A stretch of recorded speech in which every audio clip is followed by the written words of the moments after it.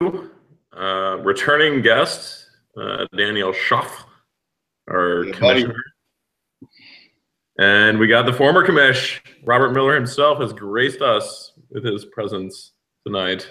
He's got a lot of things to get off his chest, so we're going to get right into it. Let me just open up with, this is basically moving week. There's a lot of that have playoff implications. The first and foremost one is probably Dan himself versus the Shad Runners. Dan is sitting at 10th because of points, because he doesn't score points, but he gets lucky with wins. And Regis, who also gets really lucky with wins and doesn't score a lot of points, play each other. Dan's 5-5, Regis is 6-4. This is basically a playoff battle. You could, if Regis loses, he has a chance to make it, but if Dan loses, he's pretty much out, I would say. He would need some help. Another good one is Ziegler versus McNary. McNary's worried about his team, sitting at third.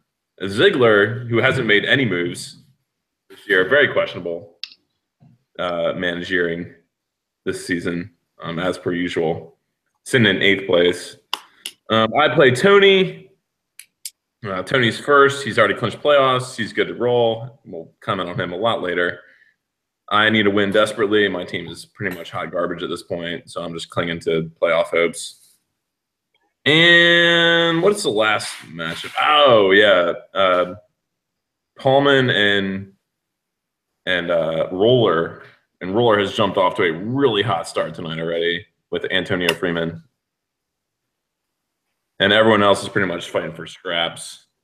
So that's the weekly roundup. If anyone has any comments on that, feel free to voice your opinions.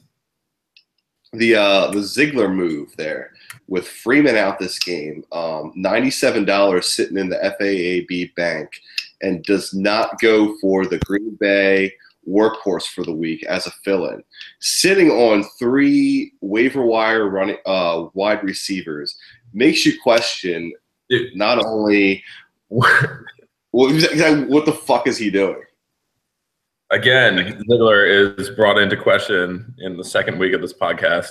His receivers are hot garbage on his bench. How is he not? Oh yeah. Hey, how you doing?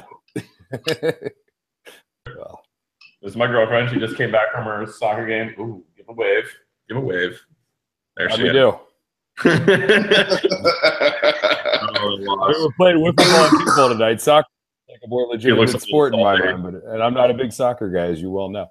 No, can we with the Ziegler thing, and I hate to say this because he was to the ZFL for so many years what Touch has become. Is he even trying anymore? Like, got a lot of love for Chris and what he does and the drafting and all that, but he's not on GroupMe. He's not making moves. Like, push for the postseason, or is he just content as is? My personal opinion is, in years past, he's come out real hot with his opinions, talking a lot of shit, and then it's burned him, right? Like, he's had some flame outs. He's had quite a few. Yeah, quite a few, yeah. So I thought initially that he was just trying to, like, be quiet and, like, not cause any trouble or like draw attention to his team, but no, I just think he's given up. Like, I send him texts about other stuff and he doesn't even respond. I don't know what's going on. Maybe his job is stressing him out, his teller job. He was never a big GroupMe guy, and clearly that's become kind of the focal point of how we communicate with each other too. So I mean, when we were doing like the email thing, you know, it was a lot easier to be a loud voice, have a hot take, because all you had to do was write one email. For example, a guy like Healy or Mike Wilson, who were like bigger kind of personalities in the league a few years back, email was their forte. I don't read the emails. I write one loud email, and now I'm, you know, the center of the debate. Whereas with GroupMe, you got to stay on top of it a lot more. So that might be what's going on with him. Couple things. I mean, he does like the attention. Maybe Tony's outshining him. I don't know. Maybe he just can't handle. Tony's outshining us all. We'll get to that later. No, a couple things with Ziegler. 2 things that might be bringing him down. Ziegler's a very prideful person, and the whole basketball camp and group me photo. I think my oh yeah, no, our annual. Oh, damn, that was tasteful. Oh yeah, that hasn't even been brought up at all, really. There was a moment. Let's just recap. There was a moment where Ziegler went missing. He had basketball camp, indeterminate ages of the basketball camp that he was involved with. Speculations were made. That went on for like a solid week too. Like we were all talking about like how we couldn't be there because we had to like refill the bug juice and stuff like that. Like that got not over the line for what we do, but yeah, if you're, if you don't like that kind of thing, I can see why that would bother him. But Ziegler's crossed the line a million times. He's not one to no, he's legendary in that regard. This got really deep really fast. Let's get back to fantasy football. Yeah, let's keep it. We're going to keep going here. Our first topic of the night is so we have both the only two commissioners ever in the ZFL on the podcast. We're going to talk about the transition, the regime change, if you will, and any rule, the Dan reign of terror this year. And what Bob has to say. Bob has a lot on his chest. I feel like he needs to get off. Well, I mean, most of it pertains to Jeff Roker, and I'm hoping we segue to that at some point. But yeah, for Dan, I think Dan's doing a great job. I certainly take my shots at him. The Iron Fist standard setting ruling method is a difficult one to pull off, but he certainly holds true to it. And then even when he showed flexibility in this year's Regis Gate, I won't say Regis Gate because we have one every year. I think Dan's done a really good job of keeping the balance between, these are the rules, we're going to play by them, and things come up. And I think he has a really good read on it. I think it's been a good transition between what we used to do and what we do now. And I think people understand, Dan has the same eye for there's gamesmanship, and then not talking about Regis here at all, but I'm going to find an angle, a wiggle room, a move that makes it unfun for guys because guys don't want to hunt that stuff out all the time. So when you have that kind of stance, I think a lot of the managers in the league, and I think that's what makes this league great, is they understand, like, listen, this isn't a come up with any move you can and skirt rules and try to find little, wiggle rooms in Yahoo. And I think it's been very effective. I think he's done a better job than I ever did. He's much more communicative with people on the rules. And for me personally, it's just been an absolute blast to give him shit all year long. And I plan to keep on that. I'm going to keep that going as long as I can, because I got 8 years of pent up frustration and aggression and really just traumatic syndrome of checking emails and reading emails and phone calls. And you got to do this. This has to happen. That's you now, Dan. That's who you are. That's who you are at the core now. Congratulations.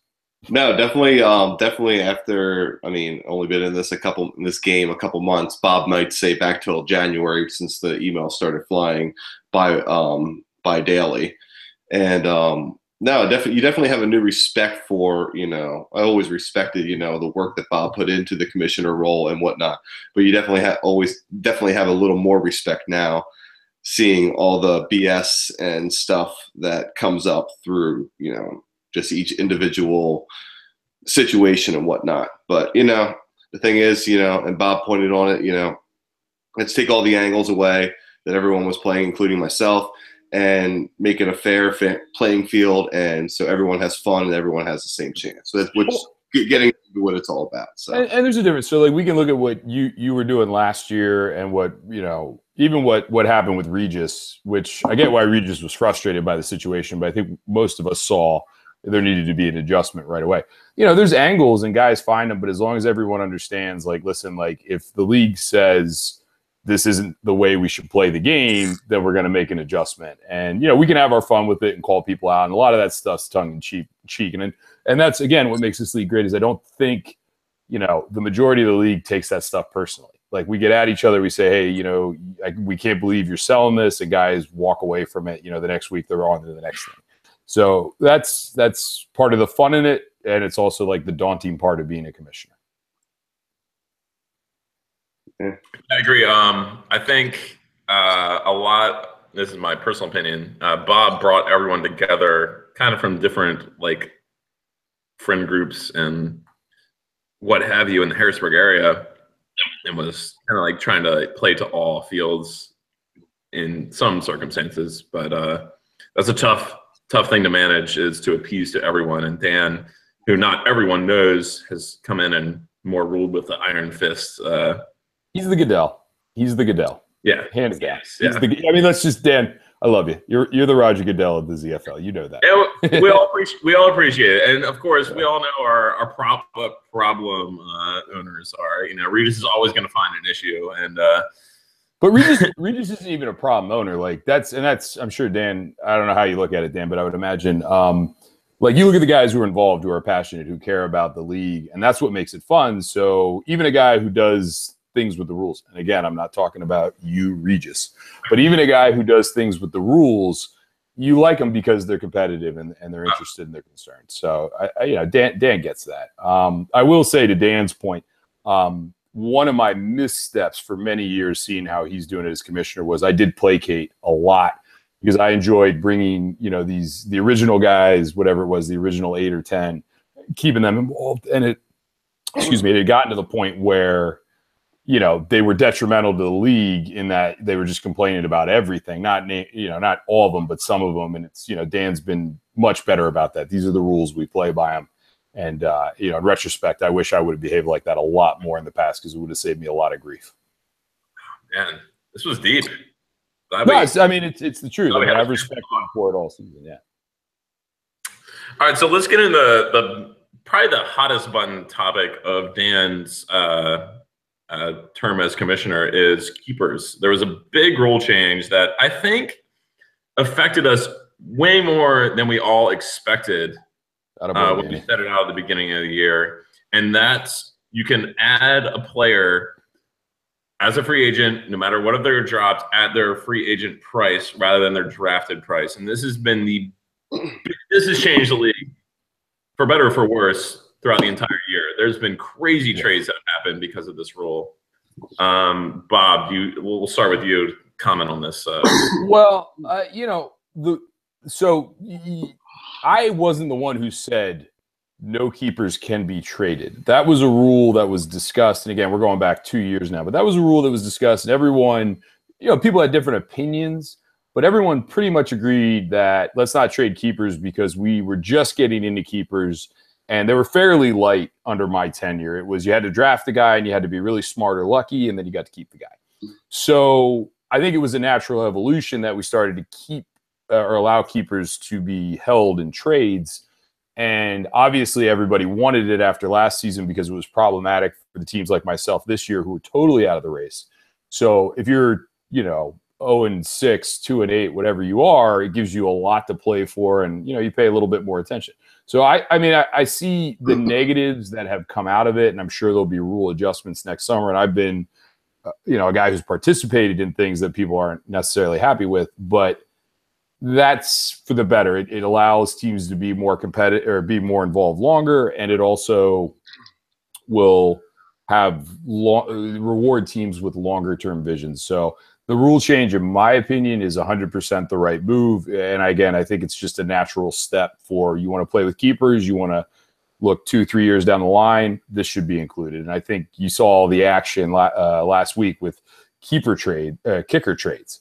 When have we ever had kicker trades? When have we ever had kicker trades? And you know what? Next year, you're going to have your first, Greg the Leg will be a keeper. There's no way. Somebody who's got nothing in the saddle, $11, or okay, he won't. Maybe he's not a keeper. He'll go for 10 or more. I'll call that. No, maybe the most ever, but not 10 or more. He's going to be draftable. There were kickers this year going for $4, and we were all laughing because we're like, "Oh, he wanted that kicker," and then a guy bids $1, and then he bids $3, and then another guy bids $4, and the guy's like, "Screw it, just take him." That happened 2 or 3 times in the draft, didn't it? Am I misremembering? That's Ziegler prides himself on this, nominating the elite kickers and defenses early, and I got to witness it firsthand, being one of the few at his house for the draft party, and he just sat there and had his little chuckle whenever he would nominate. They're like Steven Gostkowski, Justin Tucker, Denver defense, the elites, and then he would just make his little comment, get people to spend their money early. How much did Tone spend on Greg the Leg? $3? No.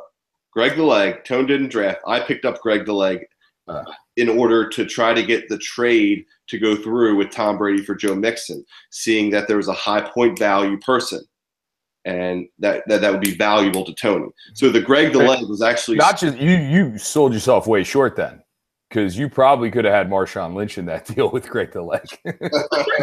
Don't want Marshawn Lynch. Yeah, you do. You just don't know yet. Get in a text message with Tony. You want him. You'll find out. Can we comment on Tony's obsession with total points scored for the season? I'm not sure he places much value in positional points scored. What about the fact that, this, honestly, fantasy's become a 4-week game? I mean, and I'm in no position to talk because my team's actually turning the corner, but it's been horrible. More points than Regis. But it's really, if you look, Dan, where are we going? Dan, why are you walking? I think it's but it really is. It really is like. Taking us to the bathroom? Is that what we're doing? Look at anybody on your roster. I guarantee you had a guy at some point you were big on. And then 2 weeks later, you got to adjust and read quickly. So total points scored, yeah, it's great, but it might be a guy who had back-to-back 20-point weeks, and then he's 7, 8, 3. Nobody's interested in him on the trade market, at least my experience. Yeah, for average points scored. I mean, if they're consistent scores rather than like 27 1 week and then 3 the next. Tell me he's going to the bathroom right now. Yeah, he is. All right, we're going to get into our topic. Speaking of keepers, we're going to list every team's best 1 or 2 keepers that we think they're going to keep for next season. And we're going to start with Bob, and he has the first 5 teams on the seasonal standings as it is, and that is Tony, Boston Butcher, who's Paulman, McNary, myself, and the Shad runners themselves, Regis, Reggie, Reginald, Ryan. That was for you, Bobby. All right. So thank you, man. We all appreciate it. So with Tony, are we getting the full? I might have to exit this. Are we getting the full deal here? All right. Yeah, so almost the Blorkle. Jesus, Dan. So with Tony, I would say with Tone, obviously the conversation starts with Josh Gordon. If he doesn't keep Josh Gordon, after all this, with all the wheeling and dealing, and he can't make the trade, they would just be another piece to his legacy, I guess. His best keeper, in my opinion, right now, and he might disagree with it. I mean, Fournette, he'd have to pay $45 for, so that's getting pretty pricey for a keeper, but he is a top-tier back. I would say you got to take Tyreek Hill. He's the number 8 wide receiver. He's $30 next year. He's cooled off a little bit. So for Tony, with there's 5-6 weeks in the season left, and in the playoffs, Tyreek Hill's value could shift dramatically. But he's not keeping Shepard. He's not keeping Hopkins. So Fournette, Hill, or Gordon. But honestly, it's not looking at the other top 5 teams. He's not, or the teams that I looked at, and he's not in a position where he has this guy where it's an $11 gimme, where it's an obvious thing where he's saving $20. And he had strong keepers, and he chose to trade them away for some value this season because he's obviously in a position to win. I would say I would agree with you. Hill definitely. Yes, is Gordon? I think you got to go. Is Gordon really a keeper though? No, he's not a keeper. Let's be real. Yeah, let's be honest. No. For $10, Gordon's a keeper. People will pay $15, $16 on a flyer for Josh Gordon. Well, we're okay. We're just a week removed from the trade deadline, and in that Jake Elliott trade, which I mean, Theo Reddick's no slouch. Like I can get another kicker in Theo Reddick, and I'm much better off in my running back situation than I was before. Anyway, I digress. So in the Jake Elliott trade, I wanted him to add in Josh Gordon. I was going to give him back Terrell Pryor out of spite, which I was so excited about. Like, I really wish you would have taken the deal. And he was like, no way, absolutely not. And I was like, all right, let's see what it takes to get Josh Gordon. He really, really valued him. I mean, we were hours away from the trade deadline, and he didn't want, anything to do with giving him up. I just don't see it. I mean, especially back before the trade deadline. We don't know when he's going to play, how many snaps he's going to get, how many targets he's going to get, who's the quarterback in Cleveland? Where's he going to be next year? Like, there's too many variables with that guy. Even that's August, maybe it changes, but yeah, way too many variables. I think he gets let go at the end of the season, either by Cleveland or by Tony, probably by both. Anyways, move on to your next guy. Well, real quick, last thing. Where Tone is smart is he grabs these wide receivers who don't play, who he can like associate value with. I'm forgetting his name now. Who's the wide receiver in New England that he was shopping forever? I got him in a trade. Dorsett. Yeah, I dropped him the next week, and Tony was still talking about him when he's not on his team. So he's good at that. Dorsett was a joke. I built up that market for Dorsett. Everything that I talked about Dorsett on GroupMe was just a joke. Yeah. Yeah. Which makes me, I think Tony's like a secret psychological genius. Is that he talks up these. Dorsett was like, all right, we'll see where it goes. Like, I thought maybe Pryor would turn on, and Chris Carson was the piece for whatever it was worth. Yeah, but it's amazing. He does accomplish that pretty regularly. All right, so Boston Butcher is 6-4. He's number 2 in points. Can he keep Melvin Gordon next year, right? Gordon's a second-year player. Yeah, he's his second-year keeper. Number 5 RB overall. $43 next year. That seems more than likely based on it. Because what happens is everybody keeps these running backs. So, like, any running back in the top 5, Josh Howard came to mind because he comes up later. Josh Howard went for $50.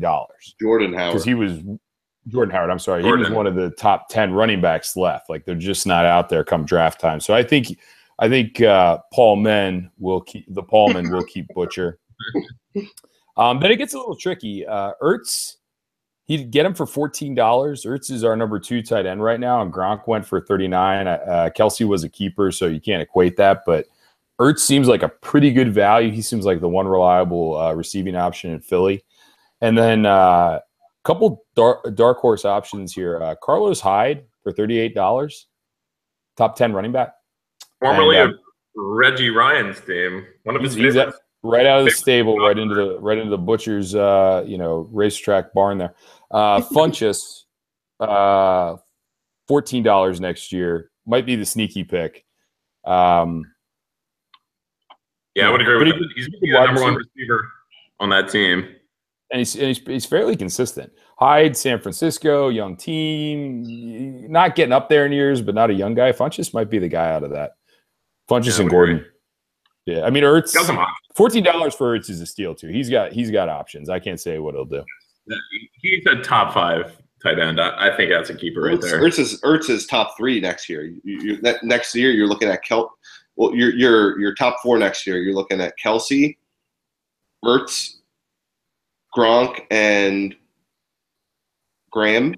The way Graham's playing now, Gronk and Graham getting older can't stay healthy. You know, I mean that's. But who can't stay healthy is Jordan Reed. Jordan Reed can't stay healthy. Well, that's your problem, not the league's. Yeah, it is my problem. It's my problem. Like that. All right, moving on. I'm glad we didn't play tight ends last week, by the way. Yeah, I got to keep track. Yeah. All right. D-Mac, 6-4, number 4 in overall points. So he's got an interesting situation. Todd Gurley is the one I had the question on. Todd Gurley is no longer available as a keeper, right? Correct. This is Todd Gurley. Yeah. Todd Gurley is our first non-keeper eligible player due to 3 years. Right? Let's give a slow clap. I'll clap for that. No. Hold on a second here. Well, I didn't go through all 14 teams. Okay. Yeah, first one in this. Okay. Robert? So there's another one. That's great. So Jordan Howard, not happening. He's the number 14 RB. It would be $60 next year. I think you let him back into the pool and you see if you can get him for cheaper if you really want him. Cooks, I mean, unless you guys see something I didn't see on his roster, Cooks would be $54 next year, and he's only the number 15 wide receiver in New England with Hogan and Amendola, and my boy Burkhead's back in the fold. Like, there's just too many moving parts. Gronk's healthy. Not feeling Cooks. So I would say McKinnon, because he would be $17 next year. He's been pretty hot, but Cook's coming back. So, I mean, am I missing something on his roster where he actually has anyone who you would find is desirable? Doesn't have much. If you recall, 2 years ago, he had the 2 best keepers by far. It helps. And it was the aforementioned running back from the Los Angeles Rams, and it was Mark Ingram, had them for super cheap. And they both sucked massive dick last year.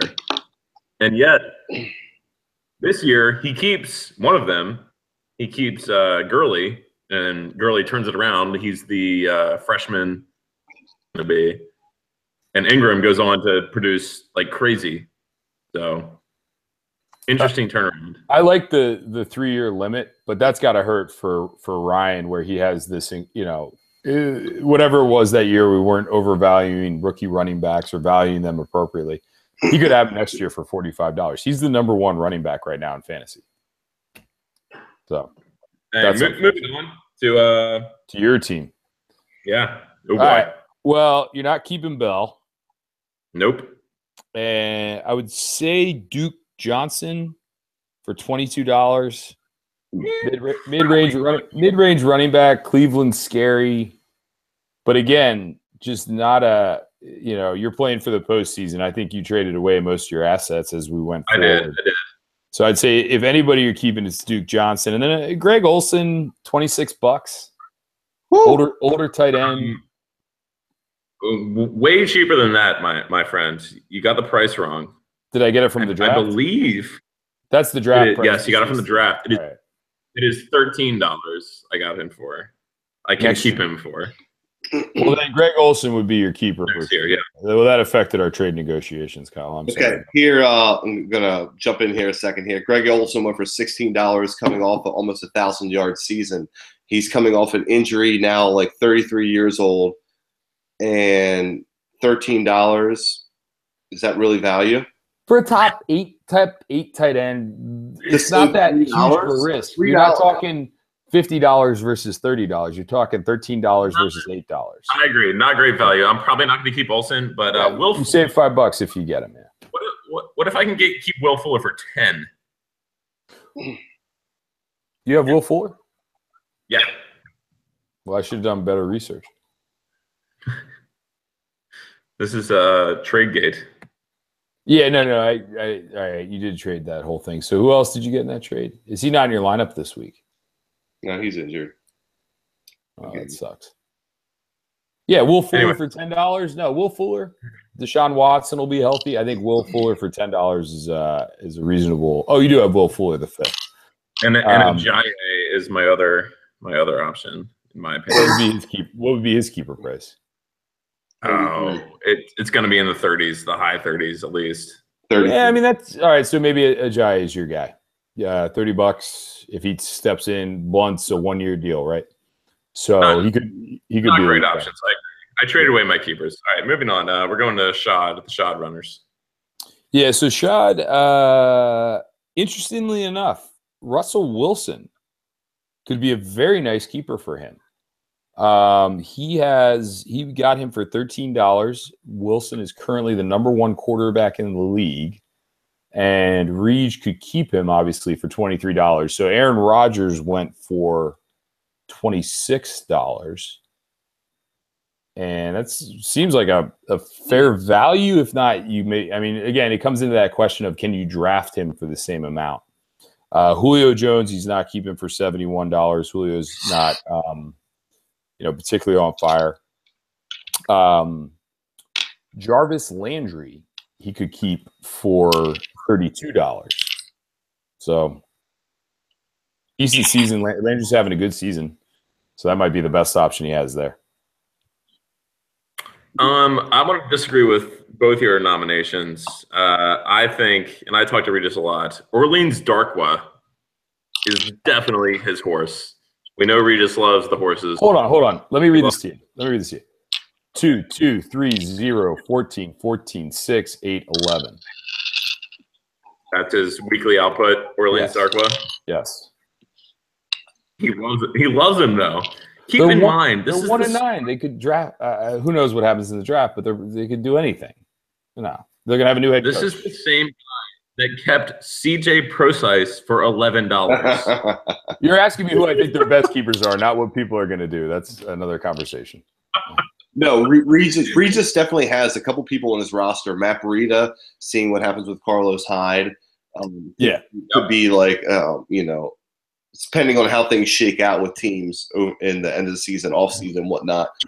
J.D. McKissick, maybe his new CJ Procise. Maybe he has an obsession with Seattle running backs. I don't know. Well, to answer your question, then I shouldn't even have done an analysis on his team. Regis could do anything.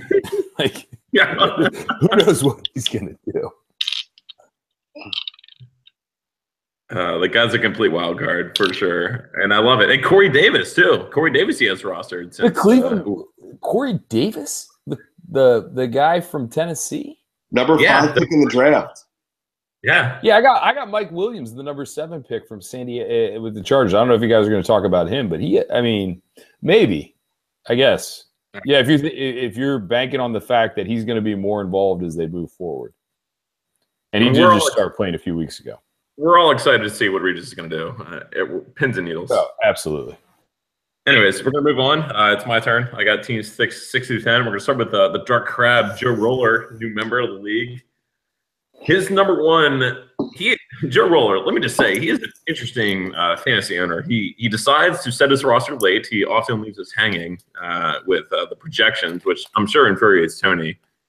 And I approve of all those things, infuriate Tony. His first keeper is definitely Marquise Lee. That's Marquise without a U in that name, which is weird. Usually you follow a Q with a U, but it's Marquise Lee. Bars who are hot garbage, but I feel like Bortles has seen his last days on this team. They're gonna try and make a playoff run next year, and this guy's legit. He got him for free, so it'll be a $10 keeper. Interesting fact about him adding Lee, when he first added him, he got him for $6 in around like October 25th or something like that. Got it for $6 on the free agent wire, like the first round of the waiver wires. Dropped him for Case Keenum. Because who knows why. Then adds him on the second round of waivers on Saturday, whatever it is, when it was Sunday morning, for free. So he spent $6, but then gets to keep him for $0 plus 10 this coming season. And now he's the guy. I don't know if I trust Allen Robinson at all. Like, coming back. Alan Hearns, I don't know. He's hurt. He's out for the rest of the year or like a couple weeks at least. Who's to say? I kind of like it, that ability there for $10. His next one, who he was on this train early somehow. He added him before the hype came into effect. It's Tariq Cohen. Got him for free for $10. So he gets to keep him for $10. And yeah, he's fallen off now in the middle or just the end of the season, but that team is going nowhere. They need like a lightning rod, dump off running back. I would say he keeps him too. I would add Deontay Foreman for $10 next year. Lamar Miller, who knows if he's going to be there next year. If he's not there next year, Deontay Foreman is going to go for $25, so $10 is the value for him. All right. My next one is Pottsville. Beaner, Doc. Doesn't have many good keepers. His only one is Carson Wentz. He picked up Carson for $5 during the draft because he's a homer. He's an Eagles fan. Fly, Eagles, fly. All of us here. Got him for $5. Gets to keep him for $15. I feel like he's going to take probably another step next year. So I love Carson. We all love Carson. That's a good keeper. But really, he has nothing else. The next one is Ziegler, Z-Dog, and Jones. Man, his team, very frustrating. Very frustrating to look at. Basically because he has only current year assets whatsoever. Nothing for the future except for one guy who he struck gold with early in the year, and that's why he came out hot, and it's Kareem Hunt. He got Kareem Hunt for $30, and Kareem Hunt was the hottest of running backs at the start of the season, which is why he jumped out to a high points produced year, and he gets to keep him for $40. Next year. So that's pretty much an obvious keeper. He may have died off so far this year, but he's a rookie. Maybe he'll learn next year better. He's explosive. I like Kareem Hunt. Next one is to Lunatics. Brooksy. Brooksy has some options. Let's start with his probably an obvious one. This guy has jumped around a couple teams. Marvin Jones has been on a few teams this season, and no one probably would have thought this guy was going to be a keeper, but he picked him up for $5, I believe. I'm not sure if it was off the free agent list or if it was off of a trade or, no, definitely not off a trade, but off of a draft. So I feel like he picks him up for 15. He's a stud. His next two options are either Zeke at 52, and Zeke has been a hot topic all season, or McCaffrey for 37. Now, Brooks kind of gave up on his season last week or the week before that. He was hoarding keepers, right? He added Allen Robinson and Julian Edelman for free off the free agent wire. So he was basically forfeiting the season. And then people started to lose. The situation changed for playoff outlook. And they opened up a market for his keepers. And Hamley jumped on that, or maybe fell on that grenade. And he traded away Allen Robinson and Edelman for McCaffrey in part of that trade. So he gets McCaffrey maybe at $37 next year. I don't know what you guys think about McCaffrey being a $37 running back. $37? I see him going for 30. Just like I'm spot off my head. He's not running the ball. He's a Danny Woodhead in his prime, who you would pay at that time $40 for. So 35. Okay, That's probably about where his value is. So my guess is that he keeps Zeke for 52. That's just my personal opinion. All of his eggs are in the Zeke basket. He's pretty much the whole year he's done that. The whole thing about the Zeke thing is he's getting a value. Okay, so this year David Johnson was the top back that went for $62. I mean, excuse me, not even 62, $60. And he's going to get Zeke for 52, $8 less than what the top back went for, and all his eggs in for to save $8. It's the Tony conundrum. You know what I mean, with Josh Gordon. It's a matter of if he believes in him that much, right? Like I kept Stephon Diggs for probably about what he would be drafted at, and he paid off, and I traded him away, which I regret now. But it's all a matter of who you depend on. All right, next team, and this is the most fun team to analyze by far, and it's Dan's team. Dirty Dan. So when I do this analysis, you have to obviously have to look at your transactions, right? And if you click on the internet, you can only view 25 at a time. Dan was the only team I had to click 3 times to see all of his transactions. I was like, oh, all right, here's the next one. Oh, nope, there's more. Next. Hey, can you guys hear me? Yeah.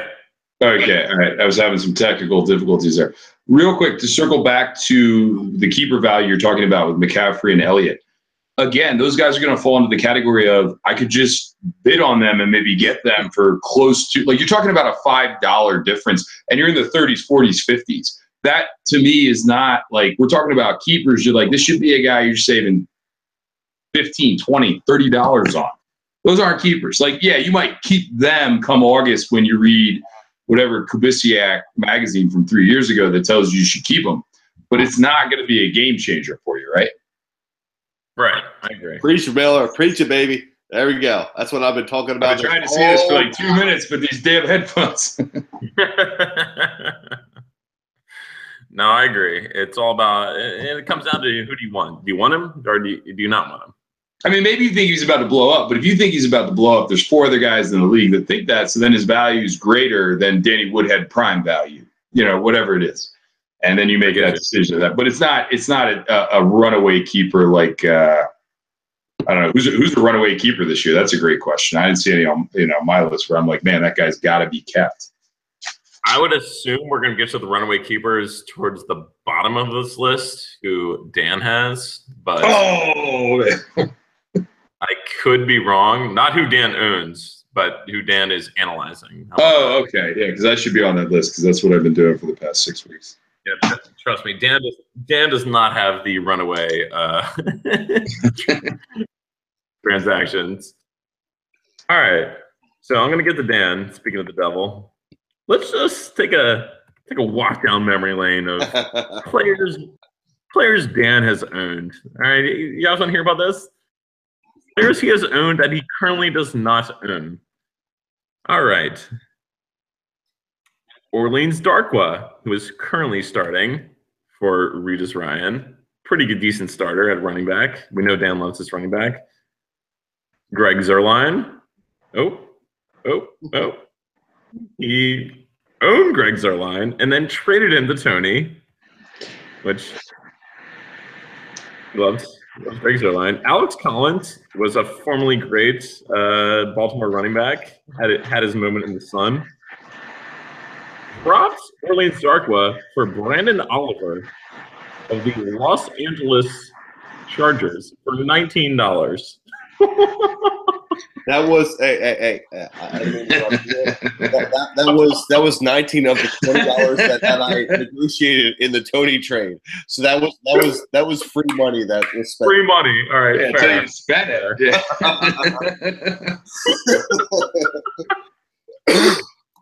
Added on October 4th.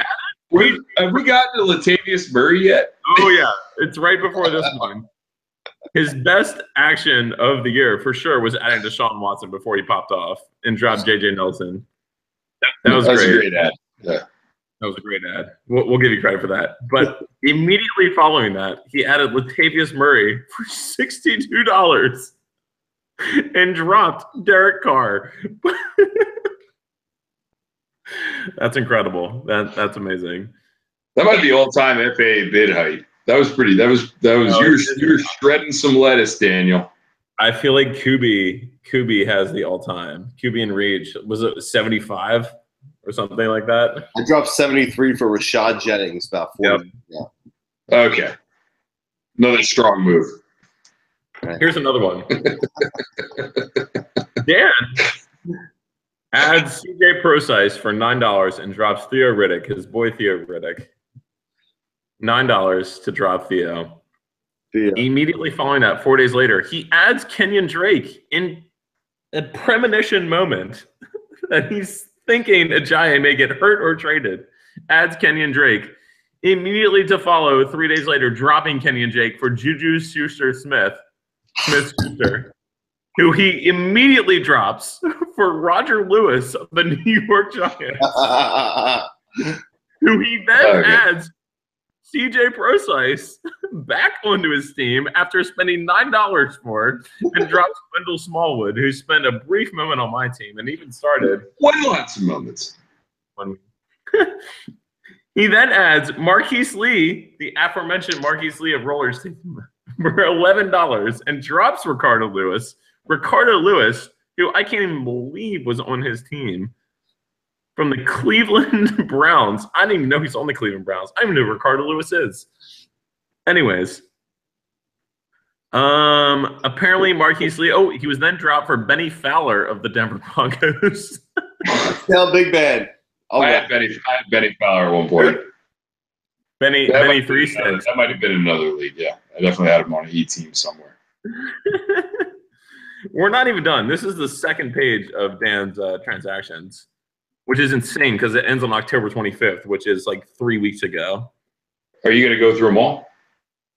I'm going through the highlights. So he adds Danny Woodhead for $11, his love and his savior, who he later has to drop, which made me LOL. This is the week of hell from Dan. Has to drop him for Tom Savage. And eventually drops to Sean, and Ben's added. And then blah, blah, blah. He makes a decent trade with Brooks. He gets Doug Baldwin and Chris Thompson for Will Fuller and Kenny. Oh, sorry. He gets Will Fuller and Kenny and Drake. That's a pretty good trade. So real quick, and I won't go on too long here, but point one, picking up Tom Savage is the ultimate, like, I love the guy I had. I did so well. And, like, all right, I got to make do here. I'm going to hope that Tom Savage can repeat what Deshaun Watson did. Like, that's just literally, like, the self-hatred you must have had during that moment where you're like, all right, I'll take – you really could have picked any other quarterback. You could have picked up a backup and maybe done as well. So my heart goes out to you on that one. But the second point, and this is probably more real for Dan, when we go through, your waiver wire pickup articles and all the different articles you read, you see that name and you're like, oh, I think I'd really like that guy. And then you don't get him. And then sure enough, like a week or 2 weeks later, he blows up and he's the top pickup and all this stuff. You're like, oh man, I do it. Well, you literally go through like 10 or 15 names. Dan actually picks those guys up and then drops them. So the pain for him must be so much more substantial. Like you had him on your roster, then you dropped it. I'm sorry, Dan. Hey, if you suffer from short-term memory loss, it makes the transition easier, buddy. Oh, I feel like my team should be the top scoring team in the league based on the guys I almost picked up, or the trades I almost made in that case. So since Tyson's somewhat indisposed at the moment, I believe we're on to your portion of the keepers. Okay, yeah. So we're getting into, I believe, number 11, who is Ross. And the unfortunate thing about his team is it makes it very, very easy. He really has no assets. I mean, like he's been keeping David Johnson all year, drafted for $60. Still hasn't dropped him. Sorry about that. Don't worry about it. I haven't even gotten to Dan's keepers yet. Oh, okay. I'm sorry. Go ahead, Kyle. All right, hold on. 1 second. Keep talking, Dan. Keep talking. All right. So now this gets really, really awkward. Now they got all. All right. I'm back. I'm sorry. Sorry for this interruption. My opinion, Dan's best keepers are Derrick Henry. He gets to keep for $13, right? 23. I paid 13 for him. Oh, sorry, 23. That's what I meant. Paid 13 for him. I think Henry's the man in Tennessee next year for a very strong running back and a pretty decent offense. 23 is a really good price. There's no way Dan lets him go for that. He's going to go at least 30. So he's getting at least $10 of value, in my opinion. I thought Derrick Henry was a beat. I would have drafted him this year for $20-some. Next one. Kenyon Drake or Mixon, or Joe Mixon, the abuser himself. Kenyon, I regret letting him go. However, you can only keep him for $31 in a bad offense. $31 is hit or miss. Joe Mixon, though, for $34, solid. I think he keeps Joe Mixon for $34 because he's going to be a stud. He's a beast. Thoughts, comments? The one you're missing on mine is going to draw laughs around the league. All right, Bobby, I'll wait till you sit down for this. I hope you have a new refreshment. All right, Bobby, there? You hear me? Yeah, I'm back. I'm sorry. We've been waiting for this one. All right, so my keeper. Oh, I'm sorry. So Kyle went over Henry 23. Yeah. Mix up between Kenyon Drake at 31 and Mixon for 34. RB2s, yada, yada, yada. The one I'm throwing out there is the one that's just going to throw the laughs out. But, hey, I'm here for, I go for my guys, all right? So I drafted this year for, I think it was 16 Macklin. Dropped him and picked him up for $0, all right? You're going to keep him for $10. It's a possibility. Macklin's been coming on strong. 13 the past 2 weeks. I don't know. This is where fantasy meets reality, Dan. You tried to sell him. You didn't even try to sell him. You just threw him in these trades when he was at like the bottom of the barrel. So yeah, Macklin does have some value, probably more than $10 in next year's draft. You're talking at a wide receiver 2-3. Like if that's your option, that's your option. But I think you might get him for even less than that because you've left such a bad taste in everybody's mouth by constantly offering him to anyone. People that didn't even want to trade. Like, here, Jeremy Macklin. Like, I'll throw in Macklin to make it better. And you're like, you haven't played Macklin all year. He has like 8 points in 3 weeks. You're like, yeah, but you can have him. No. Hey, I think Macklin's a better keeper option than a Marquise Lee when you have Allen Robinson coming back, and they have also a rookie that they drafted in the first round this year too. Yeah. So Yeah, I mean, All right, that's fair. Yeah, but for me, like, we're talking keepers, like, really what people are interested in are like those top level marquee keepers. Like, these are guys, again, you're talking about saving $5-10, maybe. Yeah. oh yeah, You might even be overspending by keeping them. Yeah. Hey, I was just happy to be able to say the name one more time. Yeah. The more I hear it, the better. All right, Dan, the mic is yours. You get to announce yours. Okay, so we're heading towards Roscoe here, and Roscoe has a very interesting roster. He has the majority of the injured reserve players on his roster here. So, I mean, David Johnson, he drafted him for $60. He's not keeping him for $70. I don't know why he's still on his roster. He's trying to make a playoff push. I don't know why he's not getting somebody in there who can possibly, get him to the playoffs. Time out. You can't make your way through the playoffs unless you get there.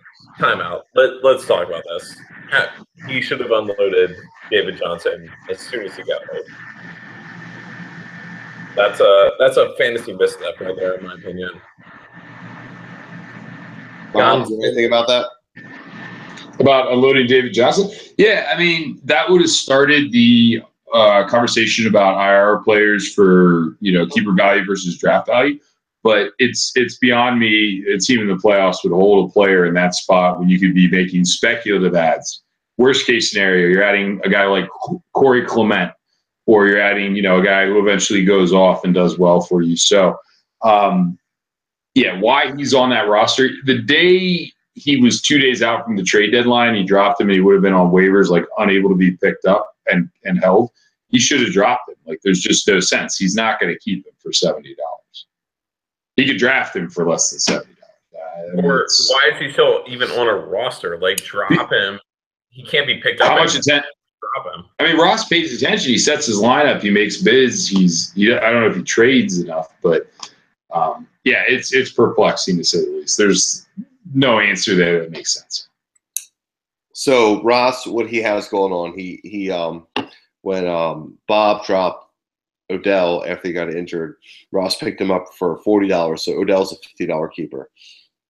Odell went for $60 this year, so he gets Odell coming off an ankle injury. He's not coming off an ACL or anything. So on what team too?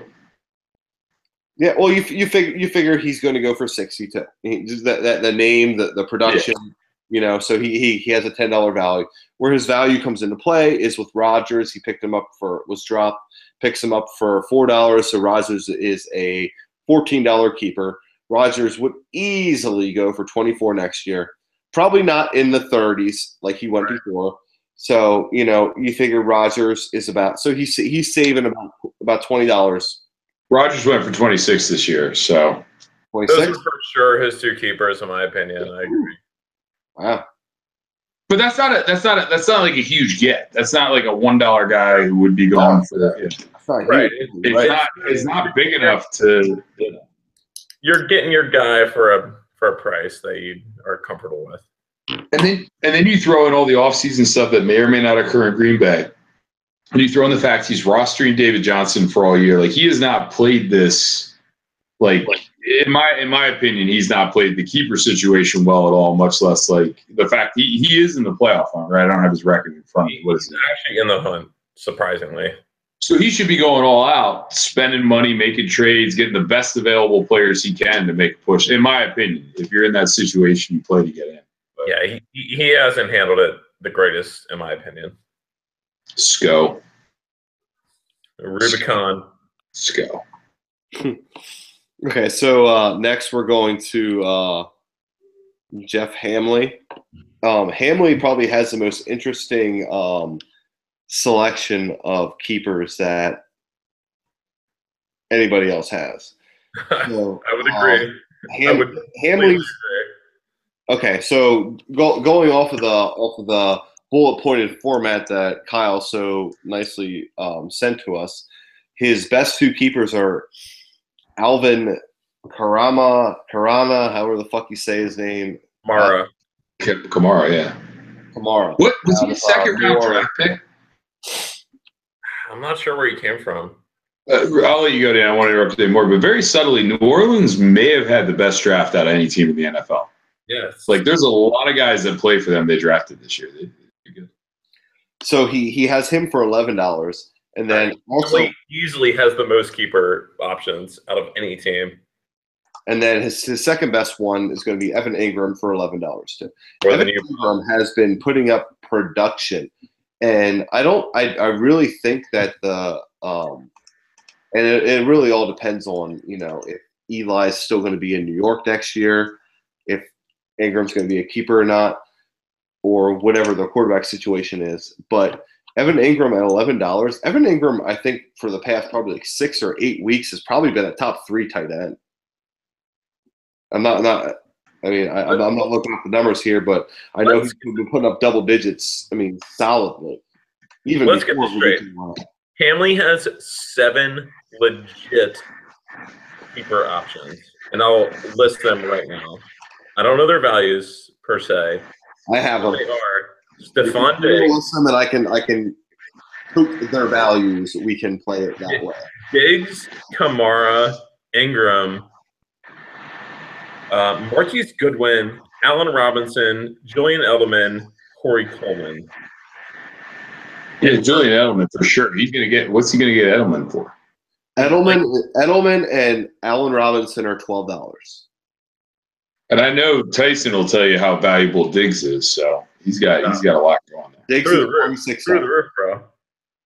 Top dollar. Yeah, absolutely. So I mean, if anybody, Ham has the options here. Karama or whatever the fuck that fucking New Orleans. Sorry, Dan, you can't pronounce regular words correctly. Yeah. It's Kamara. Kamara. Alvin Kamara, like Alvin and the Chipmunks. I have the Alvin part down. And like Karma Sutra, but Kamara.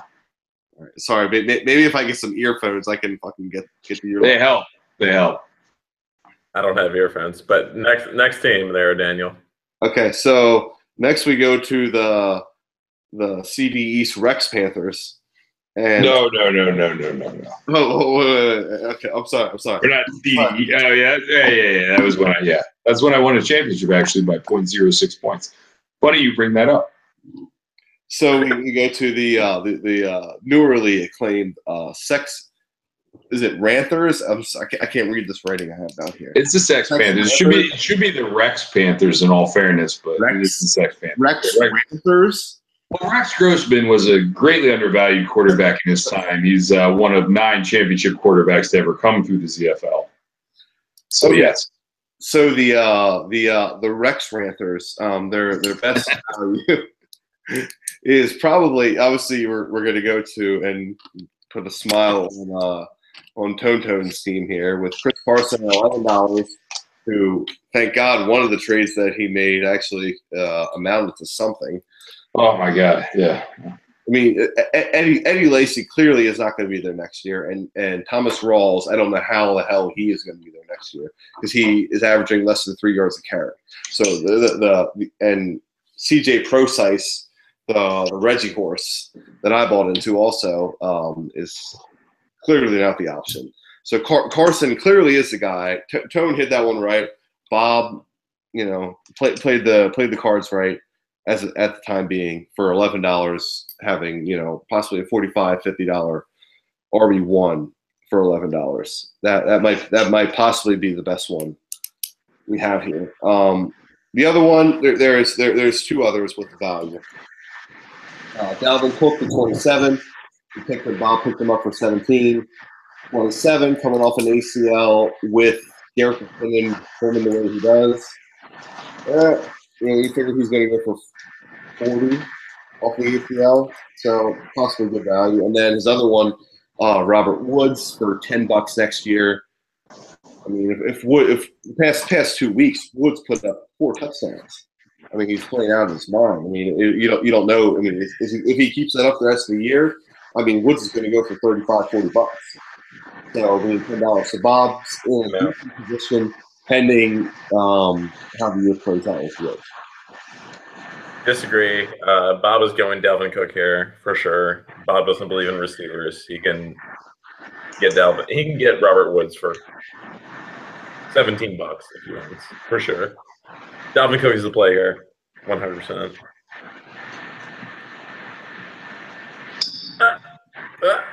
Well, I mean, if you want me to explain what my thinking is, because it doesn't matter because they're on my team. So Dalvin Cook, that's going to be an August decision. How's he look in the preseason? How's McKinnon look? What are we? What are the tea leaves telling me? There's other guys, and that's kind of what this roster that I have here is designed for. Alex Smith would be $11. That's a high octane offense. He's actually performed pretty well this year. Woods, of course, $11. Burkhead, I believe, would be $11. If he show his usage right now, last week, if that continues, it's New England, but another guy in the conversation. CJ Anderson exited the conversation weeks ago. Mike Williams, 7th round draft pick for the Chargers, or 7th overall pick for the Chargers.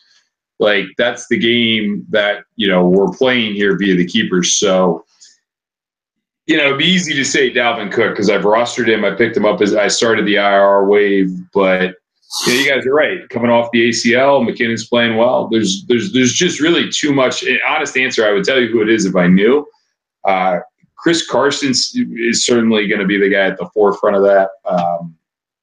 But again, he wasn't like tearing it up those first few weeks in Seattle either. He's still a risky venture.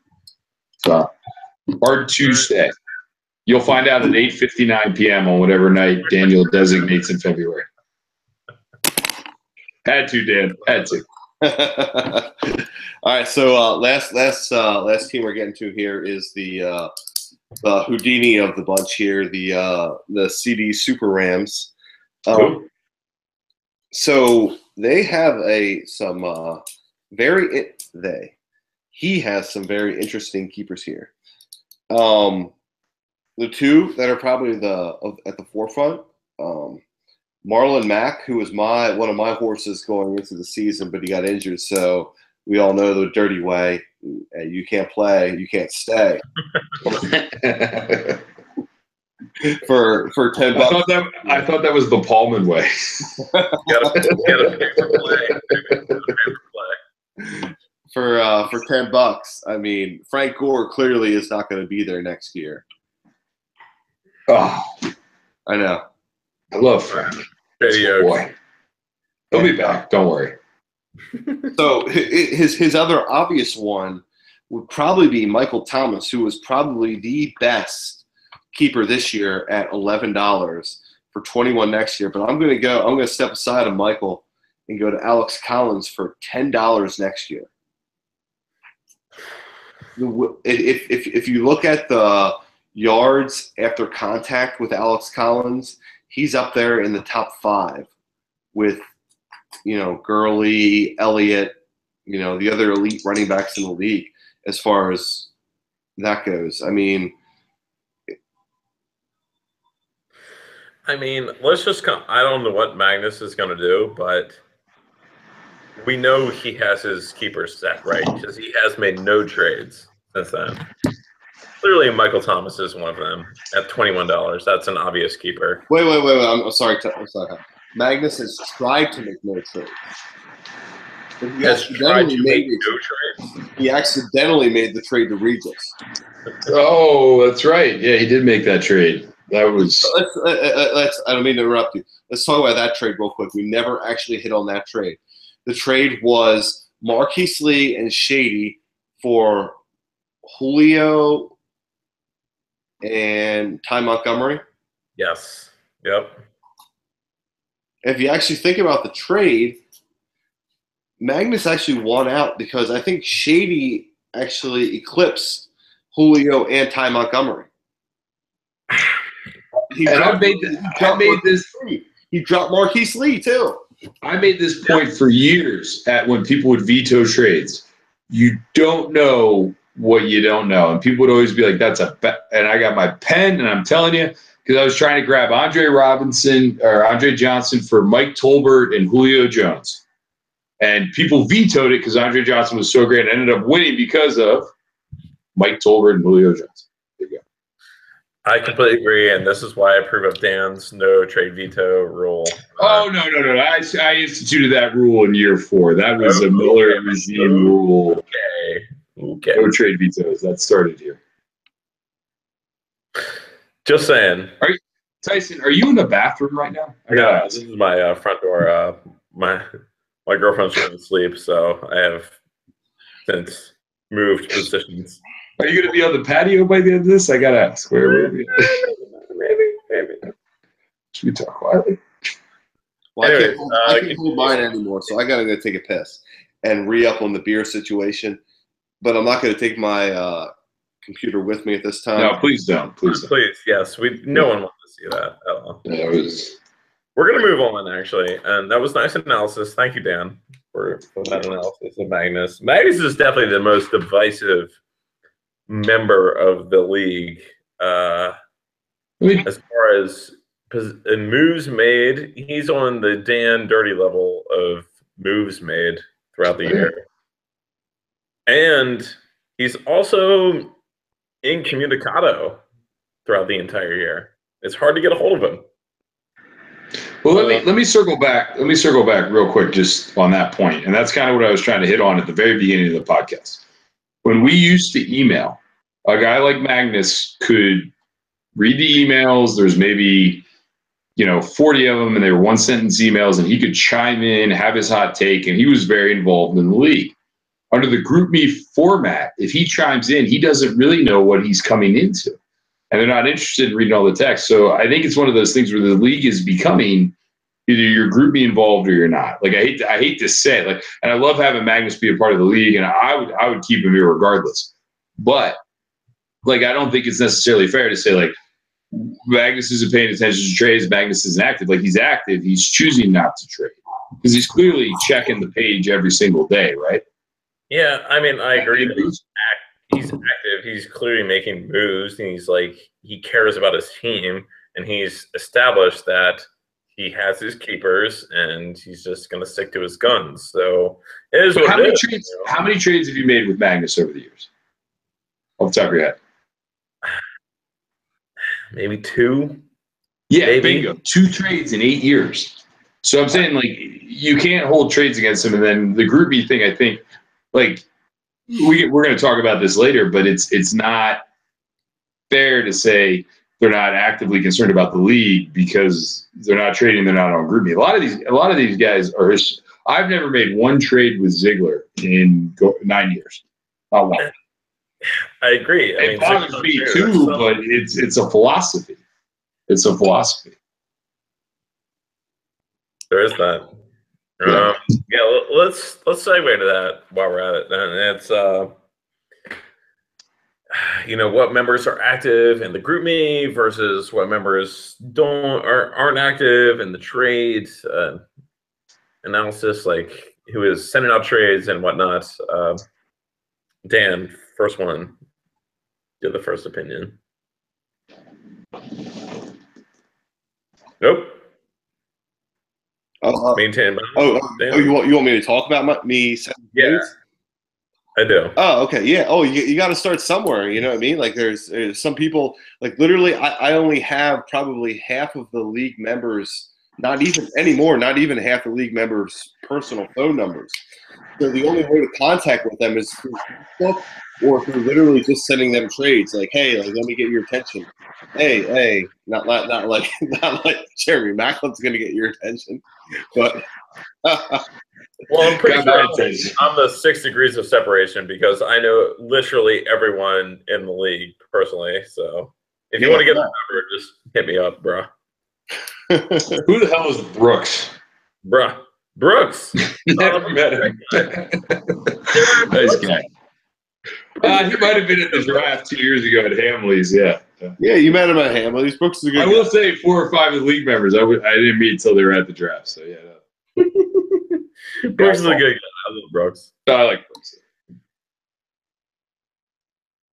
Okay, so part of the reason why I think the trading thing has gotten more dicey over time is, and it kind of circles back, and Group Me is going to be the topic here for a minute. Guys are maybe not afraid, but like they don't want to get ridiculed when they're not even involved in the conversation. So like there's no shame in my game. But like I get it. Like I make a trade for my own reasons. Like, even the Chris Carson's or whatever trade, Jake Elliott trade. I'm gonna get ridiculed, but I'm like, all right, I knew why I did it. It wasn't perfect, like no trades are. But I think a lot of guys steer away from trading now because they're just like, screw it, I got who I got. I'll pick up who I can pick up. And then the hardest traders too are also the wheeler dealers, which makes sense. What are you doing, Dan? Trying to take a picture of this. Le'Veon Bell is being like called back for a touchdown.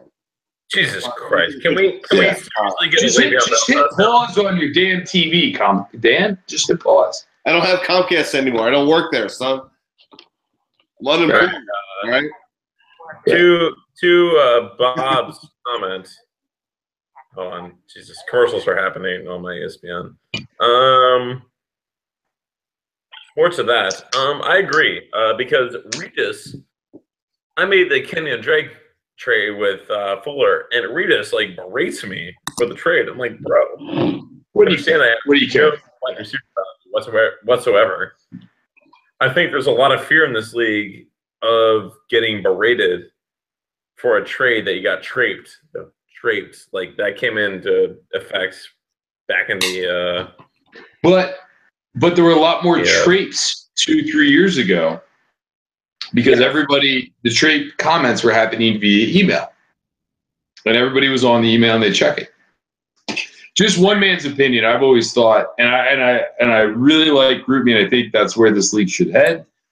But there's some downsides with it with the guys who aren't involved. I think that makes them more timid to trade. Just my personal opinion. I think this is a good time to transition to the Group Me people and the non-Group Me people. The others. And yes, they are absolutely called the others. Those of you that are not a Group Me, that is Ross, Magnus, chime in, please. Ziegler. Who else? Ziegler. Joe Roller makes a cameo every now and then, so I'm not going to hate on Joe. Joe Roller looks at it. He's a creeper. He looks at. He's a creeper. He's a creep cameo. Yeah. Bob, do you have to pay royalties for that photo by this time yet? Which one? What photo? The one with the green hat. The Tony one? No, the Back to the Future dude. Why is there noise coming? Oh, sorry. Wait, Emilio Estevez? Yeah, you have to pay royalties. Dude, that's Emilio Estevez from the Breakfast Club giving you the creeper eyes, man. That's Emilio Estevez. That's an old joke. We used to Ziegler stare, and we used to tell me it looked like Emilio Estevez. Yeah, it's clearly Ziegler. No, that's not Marty McFly. No, not even close. No, it's Ziegler. All right. Listen. The people in Group Me, we are having an amazing time. An absolute amazing time. It's hilarious. You can wake up, whatever, maybe have like 60-some messages, and you keep up, and it's just gold. If you're not following Tony, like you're not living life. I feel like this league has evolved via Group Me. Like it's always been a great league, but we started off as a great league, and like our email chain was how we stayed in touch. Like, yeah, as we got older and things changed, like we weren't seeing each other at the bar every Friday night because it started off it was a bar league. Like we saw each other at Mr. G's and we were talking all night long. Yeah. And then it became Sunday afternoon. Yeah, we went to Mulligan's, and then it became all right. Well, we're on the emails a lot. We got together once or twice a season. Now, like Group Me is, I get it. And to the others, if you're watching, the other guys who don't do it, is you don't have to read every single message. You don't have to like have it buzzing in your pocket. You just turn it off. It gives you a notification. There's 65 messages, and if you read the first couple, and you're like, oh, I want to see what they're talking about, you go back up. Otherwise, You just pick up and you're like, hey, Dan, your team sucks. And then it goes from there. Hey, Tony, you and Paulman should hang out more. Goes from there. Like it's so freaking easy to not be like stressed out about reading the messages. One man's opinion. No, it's very like the Bob hit on that. Like the league has evolved over the years, and it's not like Group Me is like we can't take a step back from Group Me. I mean, we got to Group Me and we had some epic nights. The Tony Tolene Cologne night was the most epic. Anthony I did not stop laughing for about 2 hours straight that night. I literally didn't. Exactly. Here we are laughing again. I pissed myself like 3 times. I love this league and I love you. I love you too, man. Honestly, best member to ever happen to the league for all his faults, Tony, hands down. A round of applause. Tony night was better than the 300 emails sent by Regis when the key was turned. Like, that was a tough moment in time to Trump. It happened. Way better. It dominates the Regis email. Dominates it. Because it was actually him. It was actually him talking. As far as you know.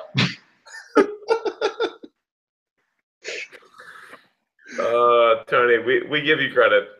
That's incredible. You've member of the year. So we get too much. We got a segue here, Tyson. I'm going to hijack your podcast here. So can we talk a little Tony and the Paulman? Oh yeah, here it is. The next segue, the last segue. We absolutely can. Where did Paulman acquire that picture this morning of Tony passed out? Perfectly morning. He has an inside source. I don't know who's inside who. That's my question. Dan? No answer? Yeah, there's no answer. There is no answer to that. No one knows who's inside Paulman. It's most likely Tony, but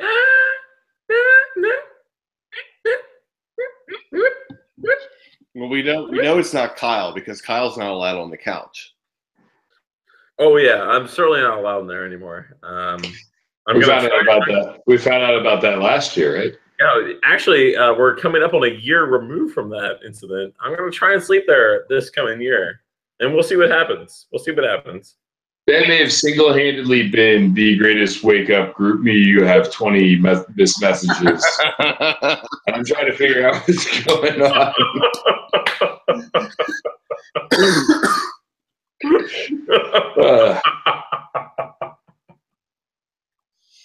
So that brings me to my next point. We got to make sure Touch is at the draft. Am I jumping ahead here? No, go ahead. Summer concert schedule be damned. Touch has to be at the draft. Tony, listen, I don't care. I'm going to talk to you in person on Wednesday night. I'm going to get you drunk, and you're not going to Kenny Chesney in Boston. That's just not happening. You're going to be at the draft, 100%. There's right now, like it's not even an option. I'm gonna fucking slap him. I will. And I'm gonna sleep on his couch too. I'm gonna sleep on his couch. I'm gonna slap him. No, we're gonna talk Tony's language here. There's a couple of financial avenues that we can have a conversation with to make this happen. Not only 14. I'm seeing that as like 41 in my screen right now, Bob, because we're seeing. There we go. Thank you, sir. ROI, bitches. But the way I see things is Regis has not spent a single cent to pay the league back as far as with, okay, have a little bit of night out, spend $100, $200 of your $900 earnings. And hands up, don't shoot.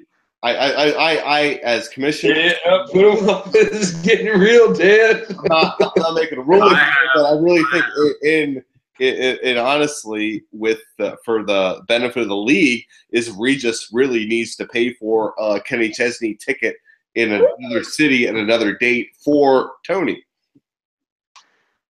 Agreed.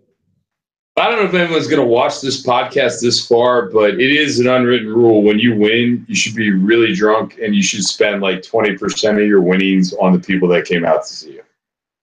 It's happened ever since. Hot take. League, if you're around the winner, when they win, they spend money on you. A lot of money, actually. Ryan McNary bought bottle service at and Aruba's with Scooter. Yeah, that was a good time. Yeah, exactly. So, I mean, D-Max. Well, here we are. We'll close it out with that. Let's close it out with also, we're doing a Thanksgiving Day date. If you want to sign up for a live fantasy day, we're doing Thursday. When how many teams are playing? 6 teams, right? On 3 Thanksgiving games. Turkey Day, 3 games. We're doing a $10 entry. Regis is going to send it out. Hopefully, he can get in on that. Anyways, the next one is the draft date. What are our options, Daniel? 18th and the I believe it's 25th. 2-date option. And why are we not doing the weekend after that? What is the reason? You can have Labor Day, and there will be too many possible upcoming conflicts with the holiday weekend with the group of people that we have. Gotcha. Well, we're either gonna shame Tony one way or another. Please vote on that. That's all there is. I believe there's only 6 votes in so far. Last I checked my email, 6 of we need 14. 8 more. Yeah. 8 more. If anybody actually even listens to this, other than the 3 people that are enjoying this right now, I believe I'm enjoying it thoroughly. We need to reach out to those other people because the 18th and the 20th. I mean, the 25th is the better date, but you're not going to get it after Labor Day, and then we're into the week of the season. The out of town guys can't come, so. And that talking to you two now, reach out to people and like send little text messages or whatever. Get them text Sheeler messages. Get them there. Like we need to make it happen. That's the thing I've been preaching all along with this next draft coming up next year is that the 2 out of towners, Reggie and Kyle, have been more than gracious to grace us with both of those weekends, being like, okay, I'm ready to drop whatever I have possibly coming up to make that work, and not only just that, to drive 4 and 3 hours respectively. That's my point. Thank you, Dan, for acknowledging that. It's ZFL 10. Regis and I, both of us, have neither been in the league for all the 10 years, but we're also driving 4 hours to go to this. We are offering both of our weekends up to go to this. So if you have any sort of lesser excuse than that, just get out of here. Just go to it. It's going to be amazing. We're going to have a fucking blast. There's nothing more that we can have more fun with that weekend than us drafting live. Trust me. Trust me. No, it's. I mean, we just Kyle have both done the live drafts before. They understand the importance of it, how fun it actually really is, and not just that. I mean, like if someone's willing to just literally set aside that weekend and not only drive that far, I mean, it really says something about their integrity and what they're willing to give toward the league. So, I mean, some people might need to rethink some situations to make some things happen. So, all right. On that note, we're going to close it out. Second. Any closing comments? I love this league. I love you guys. Let's rage. Absolutely. Kenny Chesney, what up? We're going to see you on summer tour. What up? We're coming to all the dates, Ken. There's no date we're going to miss no matter what. Casey. Antonio Brown. I got my sleeveless waiting for me right here. Casey out. See you later.